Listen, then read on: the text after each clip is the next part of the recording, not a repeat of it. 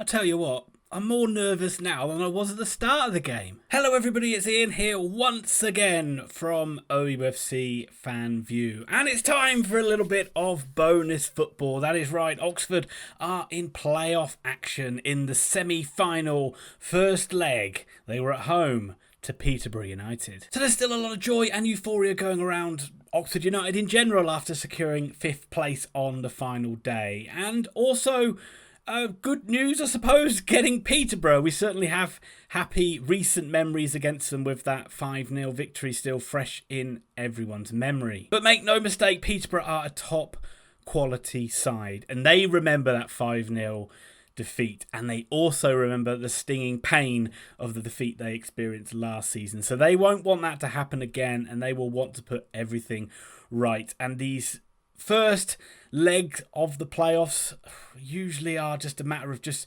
making sure you're in the game by the time the second leg rolls around. Last time we were in this position, we lost heavily at home to Blackpool, and we were almost out of the tie we were out of the tie at the end of the first leg. So you needed something different from Oxford United today. Ideally, we'd like another 5-0 win, but we didn't get that.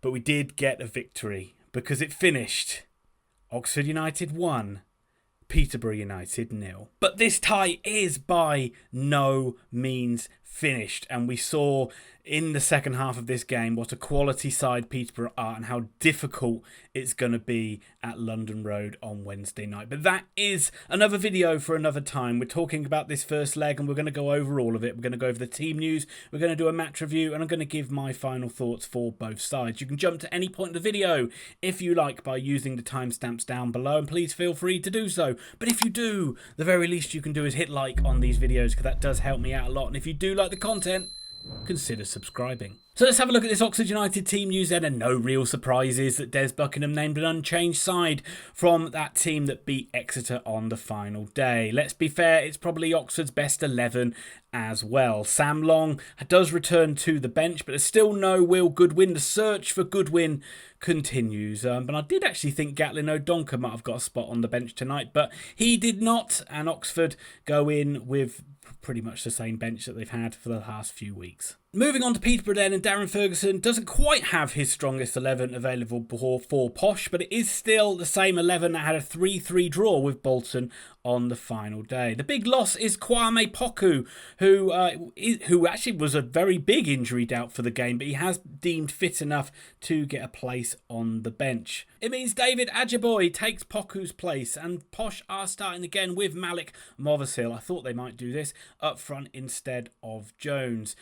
He hasn't had a great season, but he has hit some form in the last few games. But Peterborough will be looking to the likes of Mason Ephron-Clark, who has 14 goals this season, and Harrison Burrows, who has 14 assists in the league this season. So expect them to cause Oxford plenty of trouble down the left-hand side. So let's move on to the game then, and it was a really fast start from Oxford United, encouraging to see, roared on by a full house and a very loud Kassam Stadium. Murphy was already causing problems in the first few minutes, and Oxford got an early shot on target as well. Rodriguez with a volley from the edge of the box, but he didn't really catch it, and it was easy for Steer. And Oxford's work rate was excellent. They were pressing Peterborough really well in the early stages. They were seeing plenty of possession as well, as Peterborough adopted a strategy of just sitting quite deep, which is something we didn't see a few weeks ago. But I wouldn't say they were really worried in the opening stages. Oxford didn't really have too many.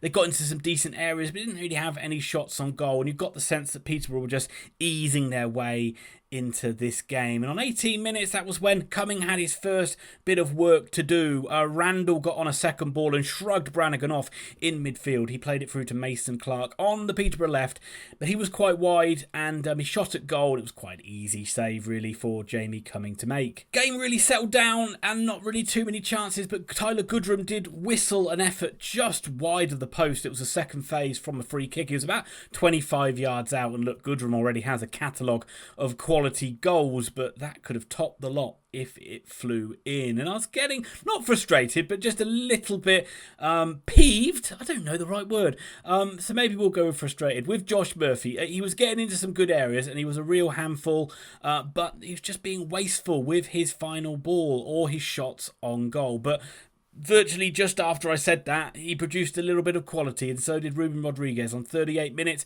Two magnificent balls from the pair. First it was Rodriguez, second it was Murphy. Both pretty well dealt with by Peterborough. Steer did well with the first cross, but Oxford kept the pressure on, and they kept a little flurry of corners going, and from the second corner, Elliott Moore headed over from about 6 yards. It was Oxford's best chance of the half, and really Moore should have hit the target from there. And that was really it for the first half. It was cagey, but I would say both sides would be pretty content. Peterborough sat off Oxford and allowed them to have a lot of possession, far more possession than what they had in the game recently, where Oxford won quite comfortably.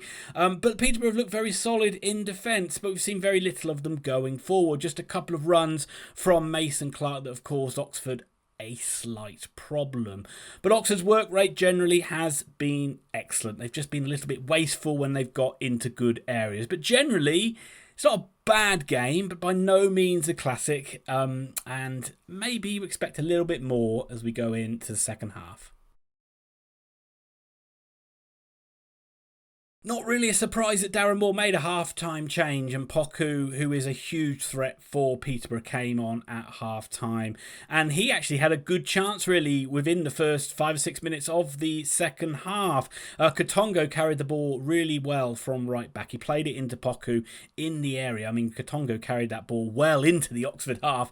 Poku in the area, nice little quick turn from him, and he shot towards goal, but it was pretty wayward. But just 2 minutes after that, the decisive moment happened in this game, and it was Oxford United taking the lead, and Posh were made to pay for that miss. It was Josh Murphy winning a corner, and then he took the corner. He whipped it to the back post, but Cameron Brannigan deserves huge praise for keeping this play alive, straining every sinew to nod it back across goal. And there Elliott Moore was. Easy finish for Moore in the middle of the goal, just nodding it in from about 6 yards, making amends for that chance he missed in the first half. He was probably listening to my criticism, but I don't care at this point because Oxford are in the lead, and I would say on the whole they've deserved it. But draw a line in the sand from that moment, because you almost saw a complete role reversal after that goal went in. Peterborough became the side who started to dominate possession, started to put Oxford under pressure, and Oxford just seemed quite content to just sit in a shape and protect their lead. Peterborough were starting to commit more players forward, and it really was Oxford's turn to soak up possession and pressure. 68 minutes on the clock. Cipriano with a long range effort. It was easy for Cumming, but you just started to see how Posh was starting to link up, especially down the flanks. Burrows and Mason Clark on the left, Katongo and Poku on the right. But I have to say Oxford were defending well and keeping their shape well, and for all the areas that Peterborough got in that were dangerous, Oxford were able to get blocks on the ball, head away, crosses from the penalty area, and generally I thought they defended quite solidly as a team. On 78 minutes, Posh were causing problems with Randall running forward, very intricate 1-2 with Poku, got Randall to the byline, he cut it back for Jones, and actually I thought Jones did pretty well to get an effort on target. It was one of those ones where he had to sort of try a little improvised flick, but it ended up going, like most things did, straight at Jamie Cumming. But you did feel like it was all Peterborough for the closing stages of this game. First, Edwards headed over from a corner, a chance like Moore's he should have done better with in the first half, and then Burrows got into the area on the left hand side, and he forced Cummings into probably his most difficult save of the night. And then you saw Peterborough's counter-attack threat for the first time as Oxford just tried to commit to a press, and then Peterborough picked them off, and Poku found himself in more space than he'd probably been in the whole game. He fizzed across, a low cross. Ricky J. Jones tried to get out of the way of it, tried to jump over the ball so it could go through to Randall, who would have had a tap in, but it just hit Jones on the leg. He's not having a happy time of it at the Kassam Stadium, and it rolled Oxford's way and out for a goal kick. It drifted towards a finish, and Oxford got the job done, and Oxford got a win on Sky, and Oxford get a win in this first leg of the playoffs. But it's such a slight and slender lead. As I said at the start, I'm almost more nervous going into this second leg than I was at the start of the first. That brings me on to my final thoughts, and let's start with Peterborough United. And I'm a little bit conflicted on this one about Darren Ferguson's tactics. I thought what Peterborough did, they did well. In the first half, he wanted them to sit in a very disciplined shape and soak up pressure, and they did that very well.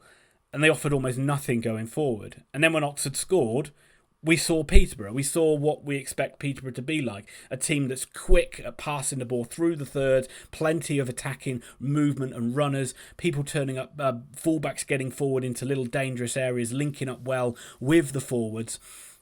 And they really caused Oxford trouble in the second half of that game. And Oxford, it was all Oxford could do to really stay in the game at 1-0. Didn't really see any counter-attacking threat from Oxford. So I'm curious to see, Peterborough fans, whether you feel he got this right. Did he pay Oxford too much respect at the start of this game and just wait for you to go 1-0 down and all of a sudden come out and try and salvage something? Should he not have been a bit more on the front foot from the start? Could you not have maybe, pushed Oxford back from the start of the game, taken a lead yourself and then fallen back into a more defensive shape? I'm curious to know what you think. Of course, it's a balancing act because you've just recently come to the Kassam and Oxford have pressed you into mistakes and we've got a big victory that day, so maybe that's played a part.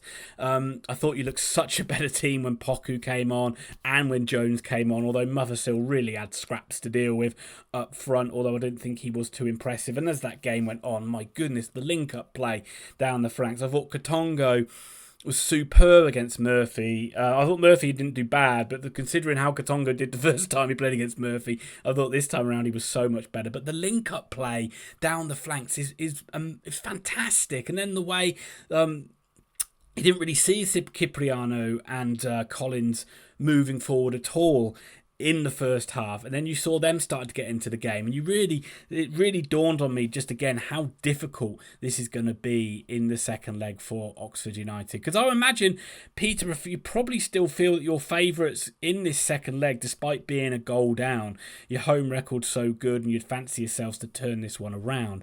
But I'd just be curious to know, again, just whether you thought you were a little bit too negative at the start of the game, because I actually thought you did defend really well. Just switched off a bit from a corner, which has been a bit of your Achilles heel. But it's still all to play for. Let me know your comments down below. You certainly, no way you're going to be playing like you did in the first half of this game at London Road. So you can almost write it off and just say, look, you're in the game. You know what you need to do and go and win it. But, let's see how it goes. Let me know your comments down below. Thank you very much for watching this video. I can't really wish you luck because, I want Oxford to win. That brings me on to Oxford United. And, what a fine way to end the final home game of the season with a nice 1-0 win in front of a full house. A very committed Oxford United performance. You saw that every single player put a shift in today. Very pleasing performance, I would say, overall. The first half controlled the game. Good work rate from the players. Won the ball back, hurried and hassled Peterborough. Plenty of possession. Just a little bit wasteful in possession again. Oxford really not in their clinical best. Again, you can point concerns at the fact that we struggle to break a side down when they do sit quite deep. We struggle to really open them up. I don't really think you saw the best of Dale today on the right hand side, but his work rate is so good you don't want to bring him out of the team. And again, Josh Murphy he provides those little sparks for you. But generally, you didn't see a lot of Rodriguez and of Harris. Although you can't really fault the work rate of either of those players. But what concerns me is how the game flipped on its head and how we had to soak up so much pressure from Peterborough and how we're going to deal with that at London Road. Because there's no way we can deal with that for 90 minutes and we can't sit on a 1-0 lead. And I know Oxford know that. But it was another testament to how much more solid we do look in general at the back. I thought the fullbacks were amazing tonight, particularly Stevens. He's really maturing in that defensive side of his game. But Moore and Brown, outstanding, just won everything in the area. And but I just wonder, Peterborough are going to be more on the front foot. They're going to be going for it. So we have to have an attacking threat. We have to have a counter-attacking threat. So we can't just sit everybody behind the ball. So it'd be interesting to know what goes on now. I'm not really too sure how Buckingham's going to play it. Is he going to just try and be a bit more like what we were in the game where we won 5-0 and just pick Peterborough off and then try and hit them on the counter-attack? And are Peterborough just going to be so gung-ho at the start of this one, knowing how dangerous Oxford can be in transition. There's so many question marks going into this second leg that it really makes it intriguing. I don't feel Oxford will change much going into this second leg at all. Clearly, Will Goodwin's not going to be fit enough to be on the bench, and he's not going to play O'Donker. But it hasn't really been much of a problem in recent weeks. And I'm just worried that if Peterborough do get that goal back and get up ahead of steam early in this game, whether Oxford might crumble a little bit. But we will see. I don't really have too much more to say because it is almost only like half time in the tie, and so much is going to change. But I was really impressed with how Oxford played today. It was nice that we got a goal from a set piece, and generally, although we were hanging on at the end, I thought we defended our box really well, not really having too many difficult saves to make. And in that first half, I did think we controlled things quite nicely. Repeating myself a lot, I know. But I'm excited, and there's a lot to be excited for and nervous for going into that second leg. Let me know, Oxford fans. Let me know your comments down below. And, yeah, we'll just have to enjoy it and then endure the torture when Wednesday rolls around. But we're one game away from Wembley, but it's going to be a very difficult game. Thank you very much for watching. We'll be back Wednesday. I'll also do another preview video for the second leg where I'll give some more predictions. Hey, I didn't do too bad this time around. Thanks for watching. I'll see you soon.